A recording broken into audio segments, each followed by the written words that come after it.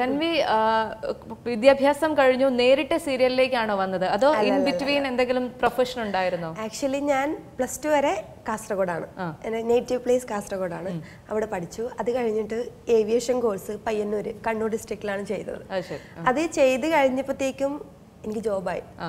അതായത് ഒരു ക്യാമ്പസ് ഇന്റർവ്യൂല് എൻ്റെ 18ാമത്തെ വയസ്സിലാണ് ട്രിവാൻഡ്രം എയർപോർട്ടിൽ ജോലി കിട്ടി. അങ്ങനെയാണ് ഞാൻ ട്രിവാൻഡ്രം എത്തുന്നത്. പിന്നെ എയർപോർട്ടിൽ നിന്നാണ് ആ ഒരു എനിക്ക് ഭയങ്കര ഇഷ്ടമുള്ള ജോബായിരുന്നു എയർപോർട്ട് ജോബ് എന്ന് പറയുന്നത്. കാരണം സ്റ്റൈലിഷ് ജോബാണ്. പണ്ട് തൊട്ടേ ഫാഷൻ ഇൻഡസ്ട്രിയോട് ഒരു ഇൻക്ലിനേഷൻ ഉള്ള ആളാണ്. അപ്പൊ അതും ഭയങ്കര ഇഷ്ടമായിരുന്നു. എനിക്ക് ഇഷ്ടപ്പെട്ട കാര്യങ്ങളാണ് ഞാൻ ചെയ്തുകൊണ്ടിരിക്കുന്നത്. അതും എനിക്ക് ഇഷ്ടമായിരുന്നു. പക്ഷെ അതിനേക്കാളും ഒരുപടി കൂടുതലാണ് എന്റെ ആക്ടിംഗ് എന്ന് പറഞ്ഞ പ്രൊഫഷൻ. അതുകൊണ്ടാണ് ഞാൻ ആ ജോബ് വേണ്ടെന്ന് വെച്ചിട്ട് ഇതിലോട്ട് വന്നത്. ഇതാവുമ്പോ നമുക്ക് ഒരു പരിമിതി ഉണ്ട്. ഈ ടൈമിലല്ലേ നമുക്ക് ഇതൊക്കെ ചെയ്യാൻ പറ്റും. ജോബ് ആണെങ്കിൽ എനിക്ക് എക്സ്പീരിയൻസ് വെച്ചിട്ട് എന്തെങ്കിലും ട്രൈ ചെയ്ത് കഴിഞ്ഞാൽ കിട്ടാവുന്നേ. പലർക്കും നമ്മളുടെ ആഗ്രഹങ്ങൾ ഒന്നാണെങ്കിലും ഒരുപാട് പേർക്ക് അതിലേക്ക് എത്തപ്പെടാൻ സാധിക്കാറില്ല. മറ്റ് പല ജീവിത പ്രാരാബ്ധങ്ങൾ കൊണ്ടോ അല്ലെങ്കിൽ സാമ്പത്തിക പ്രശ്നങ്ങൾ കൊണ്ടോ നമ്മളുടെ പാഷൻ ഒരിക്കലും ഫോളോ ചെയ്യാൻ പറ്റാറില്ല. അപ്പോൾ അത്തരം കാര്യങ്ങൾ നമ്മുടെ പാഷൻ ഫോളോ ചെയ്യാൻ പറ്റുക എന്ന് പറയുന്നത് തന്നെ വലിയ കാര്യമാണ്.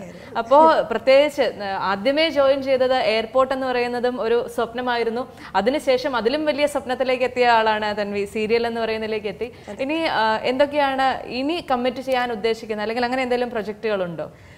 ഞാൻ ഇപ്പം കറന്റ്ലി ഒരു ഗെയിം ഷോ മാത്രമേ ചെയ്യുന്നുള്ളൂ, ടമാർപടാർ എന്ന് പറഞ്ഞിട്ട്.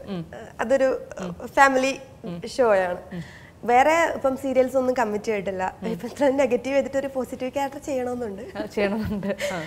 അങ്ങനെയില്ല, എനിക്ക് പെർഫോം ചെയ്യാൻ പറ്റുന്ന ഏത് ക്യാരക്ടേഴ്സ് എനിക്ക് അങ്ങനെ വേർതിരിവൊന്നുമില്ല. നല്ല ക്യാരക്ടർ ഏതായാലും ചെയ്യും. അങ്ങനെയാണ്. ഇനി തൻവിയുടെ വീട്ടിലെ വിശേഷങ്ങളിലേക്ക് വന്നു കഴിഞ്ഞാൽ വീട്ടില് ആരൊക്കെ ഉണ്ട്, എന്തൊക്കെയാണ് ചെയ്യുന്നത്, അത്തരം കാര്യങ്ങൾ? എന്റെ വീട്ടില് അച്ഛൻ, അമ്മ, അനിയൻ, അനിയത്തി. ഞങ്ങളിപ്പോ എല്ലാവരും ട്രിവാൻഡ്രത്ത് സെറ്റിൽഡ് ആണ്. അച്ഛൻ എബ്രോഡ് ആണ്, അമ്മ ഹൗസ് വൈഫ് ആണ്, അനിയത്തി ദുബായിൽ വർക്ക് ചെയ്യുവാണ്. പിന്നെ ഒരു കുഞ്ഞനിയനുണ്ട്, അവൻ 9ാം ക്ലാസ്സിൽ പഠിക്കുകയാണ്. ഏറ്റവും വലിയ ക്രിട്ടിക് ആരാണ്? ഏറ്റവും കൂടുതൽ പ്രശ്നങ്ങൾ നീ ചെയ്തതിൽ ഇങ്ങനെയൊക്കെയുള്ള മിസ്റ്റേക്കുകൾ ഉണ്ട്? അതെന്റെ അമ്മയാണ്. അമ്മയാണ് അല്ലെ? എന്തുണ്ടെങ്കിലും അപ്പം ഓൺ ദ സ്പോട്ടിൽ പറഞ്ഞിരിക്കും. കൊള്ളത്തില്ലെങ്കിൽ കൊള്ളത്തില്ലെന്നങ്ങ് പറയും, ഇത് ശരിയാക്കി ചെയ്യാൻ പറയും. കറക്റ്റ് ആയിട്ട് പറഞ്ഞു. ഇപ്പൊ ആദ്യമേ പറഞ്ഞു നമ്മളുടെ എയർപോർട്ട് ഇൻഡസ്ട്രിയിൽ നിന്ന് അത് റിസൈൻ ചെയ്തിട്ടാണ് ഈ സീരിയൽ മേഖലയിലേക്ക് വന്നതെന്ന് പറഞ്ഞു. നമുക്ക് ഈ രണ്ട് പ്രൊഫഷനും പാരലലായി കൊണ്ടുപോകാൻ സാധിക്കില്ലേ? എന്ന് വെച്ച് കഴിഞ്ഞാൽ ഇപ്പം ഈ ഇൻഡസ്ട്രി എന്ന് പറയുന്നത് ഷൂട്ടിംഗ് ഡേയ്സും കാര്യങ്ങളൊക്കെ വരുമ്പം ഒരു ഡേറ്റ്സ് കണ്ടിന്യൂസ് വരാം, അല്ലെങ്കിൽ ഇറഗുലർ ആയിട്ട് വരാം, അങ്ങനെയൊക്കെയാണ്. അപ്പൊ എനിക്ക് എയർപോർട്ട് ജോബ് എന്ന് പറയുമ്പോൾ നമുക്കിപ്പോൾ ഒരു ഫ്ലൈറ്റ് ടൈമിംഗ് ഒക്കെ ഉണ്ട്. അപ്പൊ ഒരു ഷിഫ്റ്റ് ആയിരിക്കും. അതിനകത്ത് 1-2 ഫ്ലൈറ്റ്സ് നമുക്ക് ചെയ്യേണ്ടി വരും നമ്മുടെ കമ്പനി. അപ്പം ലീവ് കിട്ടാൻ ഭയങ്കര പാടാണ്. അതൊക്കെ കുറെ കളത്തിലൊക്കെ പറഞ്ഞാണ് ലീവ് എടുത്തോണ്ടിരുന്നത്. പിന്നെ അത് എന്നും ആക്കാൻ പറ്റത്തില്ലല്ലോ. അപ്പൊ പിന്നെ വേറെ വഴിയില്ലാത്തോണ്ടാണ് ഞാൻ അത് കളഞ്ഞത്. ഗ്രൗണ്ട് സ്റ്റാഫ് ആയിരുന്നു അല്ലേ? ഗ്രൗണ്ട് സ്റ്റാഫ് ആയിരുന്നു. ഏത് എയർലൈൻ്റെ ആയിരുന്നു? ഇറങ്ങിയപ്പം ഞാൻ എമിറേറ്റ്സിന്റെ ആയിരുന്നു. അപ്പോൾ ആ കാലത്തെ ഇങ്ങനെയുള്ള ആഗ്രഹങ്ങൾ, അല്ലെങ്കിൽ എങ്ങനെയാണ് ഞാൻ ഇനി ഒരു സീരിയൽ അല്ലെങ്കിൽ സിനിമ ഇൻഡസ്ട്രിയിലേക്ക് എത്തപ്പെടുക, അങ്ങനെയൊക്കെയുള്ള ടെൻഷനുകൾ ഉണ്ടായിരുന്നു, അല്ലെങ്കിൽ അങ്ങനെയുള്ള ആഗ്രഹങ്ങൾ? ഞാൻ സത്യം പറഞ്ഞാൽ അതിൽ എത്തപ്പെടണമെന്ന് പറഞ്ഞിട്ട് ഒന്നും ചെയ്തിട്ടില്ല. ഇങ്ങോട്ട് വന്നതാണ്. ഞാൻ ആഗ്രഹം ഉണ്ടായിരുന്നു, അതായത് ഒത്തിരി ആഗ്രഹം ഉണ്ടായിരുന്നു. സത്യം പറയാലോ, പണ്ട് തൊട്ട് ആഗ്രഹം ഉണ്ടായിരുന്നു. അമ്മയോടൊക്കെ ഞാൻ പറയും, അമ്മ എനിക്ക് സിനിമയിൽ അഭിനയിക്കണം എന്നൊക്കെ പറയും. അപ്പൊ അമ്മ അറിയാലോ, കാസർഗോഡ് ഞാൻ സത്യം പറഞ്ഞ ഒരു ഗ്രാമപ്രദേശത്താണ് ജനിച്ചതും വളർന്നതെല്ലാം. നമുക്ക് ട്രിവാൻഡ്രം തന്നെ സിറ്റി തന്നെ ഇങ്ങനെ ടിവിയിൽ കണ്ട് ഇങ്ങനെ വണ്ടടിച്ച് നിൽക്കുന്ന സമയമായിരുന്നു. ഇവിടുത്തെ നിയമസഭയും സത്യം ആ സമയത്തൊക്കെ അങ്ങനെയായിരുന്നു. ഒരിക്കലും പ്രതീക്ഷിച്ചില്ല. ഇവിടെ എത്തിയപ്പോ തന്നെ വണ്ടടിച്ച് വന്നാൽ. പിന്നെ ഈ ഡ്രീം എന്ന് പറയുന്നത് ട്രിവാൻഡ്രം എത്തിയപ്പോഴും ഞാൻ എന്റെ ജോബില് എൻജോയ് ചെയ്ത് നിൽക്കുമായിരുന്നു. പിന്നെ എങ്ങനെയോ ആണ് ഒരു ചാൻസ് എന്നുള്ള രീതിയിലാണ് ആദ്യം ഞാൻ ചെയ്ത കമ്പനിക്ക് വേണ്ടിയിട്ട് ചുമ്മാ അവിടെ ഇങ്ങനെ നടന്നപ്പോഴത്തേക്കും വന്ന് നിൽക്കാൻ പറഞ്ഞു, മോഡലിംഗ്. അപ്പം എയർ ഇന്ത്യ സാറ്റ്സിനോട് നമസ്തേ പറയില്ലേ, ഫസ്റ്റ് ചെയ്ത ആഡ് എന്നുണ്ടെങ്കിൽ അത് പറയാം. ഇപ്പോഴും ഉണ്ട് അത് നമ്മുടെ ഓഫീസിൽ. അത് അതൊക്കെ നമ്മുടെ ഓർമ്മകൾ തന്നെയാണ് അല്ലേ, നമ്മുടെ സന്തോഷകരമായ ഓർമ്മകൾ തന്നെയാണ്. പിന്നെയാണ് മോഡലിംഗ്, ഹൈറ്റ്. കാരണം ഒത്തിരി പാസഞ്ചേഴ്സ് ആകുമ്പോൾ ഒത്തിരി ഈ ഫീൽഡുമായിട്ട് ബന്ധപ്പെട്ട ആൾക്കാരൊക്കെ വരുമല്ലോ. അപ്പൊ നമ്മളിങ്ങനെ ചോദിക്കും, താല്പര്യമുണ്ടോ, മോഡലിംഗ് ചെയ്യുന്നുണ്ടോ, ഹൈറ്റ് ഉണ്ടല്ലോ, ഇങ്ങനെയൊക്കെ പറഞ്ഞപ്പോഴത്തേക്കും ഞാൻ ആദ്യം ഇല്ല. കാരണം ഈ ഫീൽഡിനെ കുറിച്ച് നല്ല അഭിപ്രായമല്ല, പേടിപ്പിക്കുന്ന കുറെ കഥകളൊക്കെ പേടിപ്പിച്ചേക്കാം.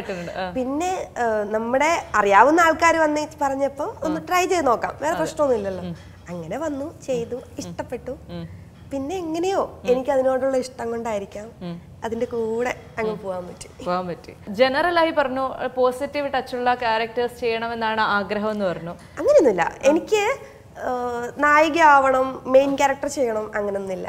എനിക്ക് നമ്മുടെ ഓഡിയൻസിന്റെ, നമ്മുടെ വ്യൂവേഴ്സിന്റെ മനസ്സിൽ ഇച്ചിരി നിൽക്കുന്ന കുറച്ച് ക്യാരക്ടേഴ്സ് ചെയ്യണം. എനിക്ക് അത്രേ ഉള്ളൂ. ഇച്ചിരി നമുക്ക് നമ്മുടെ കഴിവുകൾ, നമ്മുടെ ഒരു സിഗ്നേച്ചർ പതിപ്പിക്കാൻ പറ്റണ കുറച്ച് ക്യാരക്ടേഴ്സ് നമ്മളെ നാളെയും ആളുകൾ ഓർക്കണം അല്ലേ?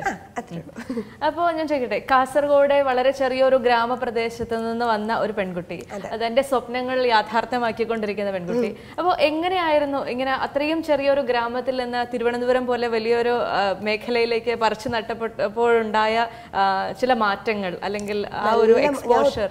കഷ്ടപ്പെട്ടു. ഞങ്ങളുടെ കാസർഗോഡ് സ്ലാങ് ഭയങ്കര ഇച്ചിരി ഭീകരമാണ്.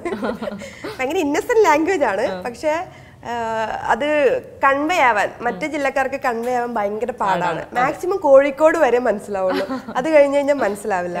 അപ്പൊ ഞാൻ കണ്ണൂർ എത്തിയപ്പോ തന്നെ ഞാൻ ഇച്ചിരി മാറ്റും. ഞാൻ മനഃപൂർവ്വം, കാരണം കളിയാക്കുമല്ലോ കുറെ കാര്യങ്ങൾ വരുന്നു. അപ്പൊ ട്രിവാൻഡ്രത്തും കൂടി എത്തിയപ്പോഴത്തേക്ക് ഞാൻ മാക്സിമം ലാംഗ്വേജ് മാറ്റി എടുത്ത് ഇപ്പൊ സത്യം പറഞ്ഞാല് കാസർഗോഡ് ടച്ച് ഇച്ചിരി വിട്ടുപോയി. ഇപ്പൊ എന്റെ മൊത്തം മിക്സ്ഡ് ആണ് ലാംഗ്വേജ് മൊത്തം. പക്ഷെ വീട്ടില് അമ്മയോടും അനിയനോടൊക്കെ പിന്നെ കാസർഗോഡുമായിട്ട് സംസാരിക്കുമ്പോഴൊക്കെ തനി കാസർഗോഡ് ചില സമയത്തൊക്കെ ചിലതൊക്കെ വരും. തന്മ, ഇനി ഞാൻ ചോദിക്കട്ടെ, ഈ സീരിയലിൽ അഭിനയിക്കുമ്പോൾ ഒരു മാസത്തിൽ എത്ര ദിവസമാണ് നമ്മുടെ സ്കെഡ്യൂൾ ഉണ്ടാവുക? അപ്പോ ബാക്കി സമയം നമ്മൾ എന്ത് ചെയ്യും? അങ്ങനെയൊക്കെയുള്ള കാര്യം അത് മന്ത്ലി ഒരു 15 days 20 days ഷെഡ്യൂൾ അങ്ങനെയൊക്കെ വരാം. അതിൽ അത്രയും ദിവസം നമുക്ക് കാണത്തില്ല. അതിൽ ഇറഗുലർ ആയിട്ട് ഒരു 5 to 10 days അതിനകത്ത് വരത്തുള്ളൂ. അല്ലാണ്ടുള്ള ടൈമില് പ്രത്യേകിച്ച് വലിയൊന്നുമില്ല. എനിക്ക് ഒത്തിരി മൂവീസ് കാണാൻ ഇഷ്ടമാണ്. അതർ ലാംഗ്വേജസ് മൂവീസ് ഒക്കെ യൂട്യൂബിലേക്ക് ഇരുന്ന് കാണും. അതാണ് മെയിൻ ഹോബി എന്ന് പറയുന്നത്. എയർലൈൻ പോലെ ഒരു കൃത്യമായ സാലറി കിട്ടുന്ന ഒരു പ്രൊഫഷണൽ എന്ന് വന്ന ആളാണ്. അപ്പോൾ സീരിയൽ എന്ന് പറയുന്നത് അല്ലെങ്കിൽ ആ ഒരു ഇൻഡസ്ട്രി എന്ന് പറയുന്നത് എപ്പോഴും ചില അനിശ്ചിതാവസ്ഥകളുള്ള ഇൻഡസ്ട്രിയാണ്. നമ്മൾക്ക് എല്ലാ കാലത്തും എല്ലാ ദിവസവും റോളില്ല, അല്ലെങ്കിൽ എല്ലാ ദിവസവും അഭിനയിക്കേണ്ടി വരുന്നില്ല. കൃത്യമായി ഇത്ര രൂപ എനിക്ക് എല്ലാ മാസവും കിട്ടണമെന്ന് ചിന്തിച്ചാൽ പറ്റില്ല. അപ്പോൾ അത്തരം ചില അനിശ്ചിതാവസ്ഥകളെ എങ്ങനെയാണ് തരണം ചെയ്യുന്നത്? സത്യമാണ്, ഇച്ചിരി ഫിനാൻഷ്യലി നമുക്ക് എപ്പോഴും കറക്റ്റ് ആവണമെന്നില്ല. പക്ഷെ ഞാൻ കുറച്ചുകൂടെ മുൻഗണന കൊടുക്കുന്നത് എൻ്റെ പാഷനാണ്. എനിക്ക് എൻജോയ് ചെയ്യാൻ പറ്റുന്ന ഒരു ജോബാണ്. എനിക്ക് വലിയ പ്രശ്നമൊന്നും വന്നിട്ടില്ല. തട്ടാതെ മുട്ടാതെയൊക്കെ വലിയ കുഴപ്പമില്ലാണ്ടൊക്കെ ഇതല്ലെങ്കിൽ വേറെ എന്തെങ്കിലുമൊക്കെ ഇടയ്ക്ക് ചില ഫംഗ്ഷൻസ് ഒക്കെ വരും. അതിലൊക്കെ ഞങ്ങൾ കോംപ്രമൈസ് ചെയ്യും. വർക്ക് ഇല്ലെങ്കിലും ഇങ്ങനെ കുട്ടിത്തം മാറാത്ത ഈ തൻവിയാണ് സീരിയലിലെ വില്ലൻ കഥാപാത്രം അല്ലെങ്കിൽ വില്ലത്തി റോളുകൾ ചെയ്യുന്നതെന്ന് ചിന്തിക്കുമ്പോൾ തന്നെ തൻവിയുടെ ആ ഒരു രൂപമാറ്റം നമുക്ക് ഊഹിക്കാൻ സാധിക്കും. കാരണം ഇങ്ങനെ നമ്മൾ വളരെ പേഴ്സണലായി സംസാരിക്കുമ്പോൾ വളരെ ചെറിയ കുട്ടിയാണ് തൻവി, ഒരുപാട് കുട്ടിത്തമുള്ള ഒരു കുട്ടിയാണ്. അപ്പൊ ആ ആൾക്ക് ഇത്രയും മികച്ച അല്ലെങ്കിൽ ഇത്രയും ആക്ടിങ് വേണ്ട റോളുകൾ ചെയ്യാൻ സാധിക്കുന്നു എന്ന് പറയുന്നത് വലിയ കാര്യം തന്നെയാണ്. അതായത് തൻവിയിൽ ഒരു മികച്ച നടി ഉറങ്ങിക്കിടക്കുന്നുണ്ട് എന്നുള്ളതിന്റെ ഒരു തെളിവാണിത് അല്ലെ? അപ്പോ കൂടുതൽ നല്ല കഥാപാത്രങ്ങൾ ചെയ്യാൻ തൻവിക്ക് സാധിക്കട്ടെ. ഇനിയും തൻവിയുടെ ആഗ്രഹങ്ങൾ പോലെയുള്ള കഥാപാത്രങ്ങളിലേക്ക് എത്താൻ തൻവിക്ക് സാധിക്കട്ടെ. തൻവിക്ക് എന്താണ് ജനങ്ങളോട് പറയാനുള്ളത്, ആസ്വാദകരോട് പറയാനുള്ളത്? ഇത്രയും നാള് എനിക്ക് തന്ന സപ്പോർട്ട് വളരെ വലുതാണ്. അപ്പം ആദ്യമായിട്ടൊക്കെ സീരിയൽ ചെയ്തപ്പം നിങ്ങൾ എന്നെ ഏറ്റെടുക്കും എന്നുള്ളൊരു ടെൻഷൻ എനിക്ക് നന്നായിട്ടുണ്ടായിരുന്നു. കാരണം വലിയ ബാക്ക്ഗ്രൗണ്ട് ഒന്നും ഇല്ല, അഭിനയിക്കാൻ അങ്ങനെ പഠിച്ചിട്ടൊന്നുമില്ല, ഇഷ്ടപ്പെടുമെന്ന് അറിയില്ല, ഇൻഡസ്ട്രിയിൽ നിൽക്കുമെന്ന് അറിയില്ല, അങ്ങനെയൊക്കെയായിരുന്നു. പക്ഷെ ഫസ്റ്റ് ഡേ തൊട്ട് വരെ എല്ലാവരുടെയും സപ്പോർട്ടും പ്രാർത്ഥനയും കൊണ്ടാണ് ഇതുവരെ എത്താൻ പറ്റിയത്. അപ്പം ഞാൻ ഇനി ചെയ്യാൻ പോകുന്ന ക്യാരക്ടേഴ്സ് എല്ലാം എല്ലാവരും കാണണം, സപ്പോർട്ട് ചെയ്യണം, പ്രാർത്ഥിക്കണം. ഇനി ക്രിസ്മസ് കാലമാണ്, എല്ലാവർക്കും ആശംസകൾ നേരാം. കൗമുദി ടിവിയുടെ എല്ലാ പ്രേക്ഷകർക്കും എൻ്റെ ഹൃദയം നിറഞ്ഞ ക്രിസ്മസ് ആശംസകൾ. എല്ലാ പ്രിയപ്പെട്ട പ്രേക്ഷകർക്കും ഈ ക്രിസ്മസ് ദിനത്തിൽ നല്ലൊരു വിരുന്നൊരുക്കിയെന്നാണ് എൻ്റെ വിശ്വാസം. അപ്പോൾ വീണ്ടും പുതിയ അതിഥികളുമായി പുതിയ വിശേഷങ്ങളുമായി നമുക്ക് വീണ്ടും കാണാം. അതുവരെ നന്ദി, നമസ്കാരം.